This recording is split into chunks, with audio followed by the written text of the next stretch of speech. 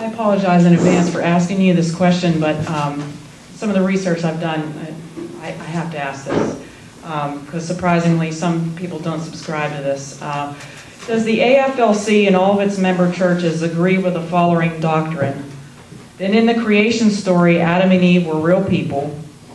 The belief in the virginal conception of Jesus, also known as the virgin birth, and the belief in the physical bodily resurrection of Jesus. Yes. Without any hesitation. Okay.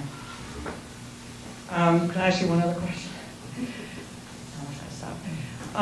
It seems like the focus of the AFLC tends not to be on obtaining full communion and altar pulpit fellowship relationships with other churches. But if it did, what would it be based on? If they had pulpit and like the full communion relationships, I know that's something you don't normally tend to go after, but if you did, what would you base it on? I think most of our pastors would, conducting a communion service, would give the exhortation in regard to eating and drinking in an unworthy manner if we are not in Christ. Most congregations will give the invitation because it is open communion. They'll say, if you are in a living relationship with Jesus Christ today and would like to come and share in the Lord's Supper with us, you are welcome to do so. So it depends on the individual's personal relationship. That's for them to decide. It's a personal examination. We do not try and determine who is and who isn't, but put that out as a word to the congregation at the time of receiving the Lord's Supper. And if they are in that relationship and want to attend and participate with us, they would be welcome. Well, my question was really regarding, when it comes to relationships with other Christian churches, I know that it doesn't seem like you actually go after other denominations to be like in full fellowship with you as far as communion relationships where one of their pastors could serve communion in your church and vice versa. It doesn't seem like that's something you go after, but what my question would be, if you did, what would you base it on? Their belief as to what the sacrament really is. We believe that it is the true body and blood of Christ, together with the Word. And if an individual believes that and adheres to that, we would be accepting of them as we trust they would be accepting of us. Did I answer that? Yes. Yeah? Okay.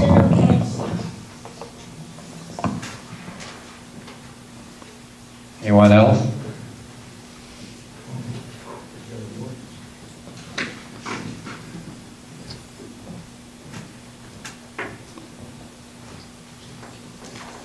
Go exercise here.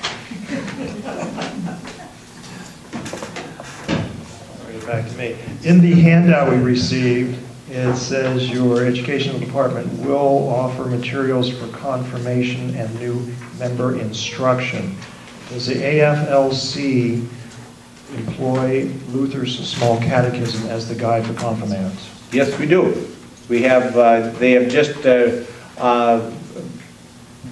a bit of editing and brushing up on the catechism, and have a very fine copy of Luther's Small Catechism that's made available to our churches today. Back to pastors. The handout states that the AFLC does not roster divorced pastors. We do not. If a pastor, during his call to the congregation, undergoes a divorce, which did happen in our church a while ago, would that pastor then be removed from his position according to your position? According to our position, he would be removed from the clergy roster. We have had, over the years, several where that has taken place. They've experienced divorce. Coordinating committee is responsible for keeping the clergy roster, and as yet they have never removed anyone from the clergy roster because they know our position, and they have all resigned their position on the clergy roster before it had to be acted on by the coordinating committee. But if they would not do that, they would be removed from the roster. And I didn't get a copy of your biblical response to the questions of ordination of women. It appears that women are not rostered pastors in your church body. We do not ordain women. And the reason for that would be found in that pamphlet? That's right. That the scriptural basis for our position there is in the pamphlet that you have on the ordination of women. Well, I guess I'll have to read that pamphlet and Okay? discuss that with my fellow members here. All right? Thank you. Any other questions? I have one question. How many pastors are come through the seminary in a year? It varies from year to year. This year, we have only 3 that graduated this year. The class coming up next year, I think there are at least 5 or 6. Someone told me the other day that we have the new class coming in. They are anticipating probably as many as 12 starting seminary this fall. So 4 years down the road, there's going to be 10 to 12 men in that class. Okay, with like 10 or so, you guys said 10 or 12, you had new congregations this year and everything. Did they have trouble fulfilling that with pastors because not so many graduating each year? We don't depend on graduates for all of the vacancies or positions to be filled. We have a number of pastors every year that apply by the process of application and interview, choose to affiliate with us and become a part of our clergy roster. So we've had a really, over the years, have had really a good balance of vacancies and available pastors. Right now, our availability of pastors is smaller than it has been, but there are still pastors that are available for call. So they don't necessarily have to come through your seminary? No, they do not. They can, we call it to colloquize in. They can apply and interview with the coordinating committee and be received onto the clergy roster. When we do that with men that are coming from the outside, they are placed, first of all, they're made available for call. And when they are available for call, then when they receive a call, they are placed on what we call a fellowship roster. And that's a 2-year probationary time. During that 2-year period, there will be evaluations by congregation, and there will also be on-site visit from someone from my office to observe and meet with council and pastor and so forth during that time. After 2 years, there's a follow-up interview, and if everything is in order at that point, then he's put on the permanent clergy roster. But during the time of the 2-year probationary time, he can function in the AFLC as a fully rostered pastor, but there are still some steps that will take place before Like it's on final. probation. Thank you. Yeah. Good evening, Pastor. Thank Yes. you.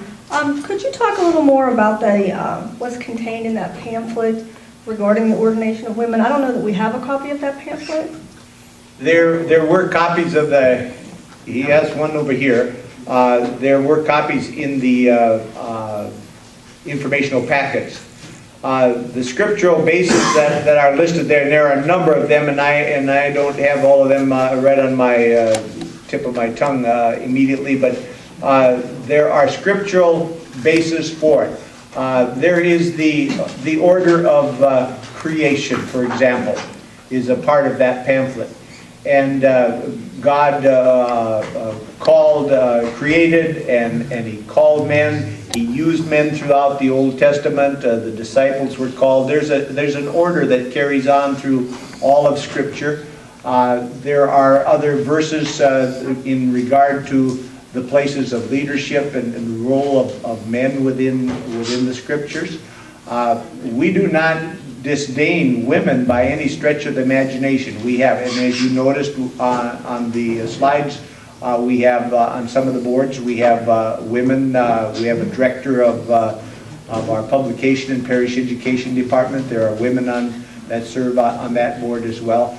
The only place that we do not, women do not serve is in the place of ordained or a pastor called to a congregation to serve.